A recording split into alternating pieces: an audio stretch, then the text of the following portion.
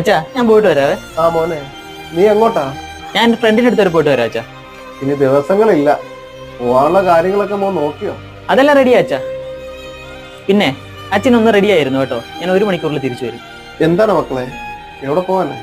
അതെ, അച്ഛൻ്റെ സർപ്രൈസാ. ആ ഏതായാലും ആഗ്രഹിച്ചൊരു UK ജോലി കിട്ടിയല്ലോ അല്ലേ? ഇനി അടുത്ത വരവിന് കല്യാണമായിരിക്കുമല്ലോ. കല്യാണം ഉടനെ തന്നെ ഉണ്ട്, പക്ഷെ എനിക്കല്ല, എൻ്റെ അച്ഛനാ.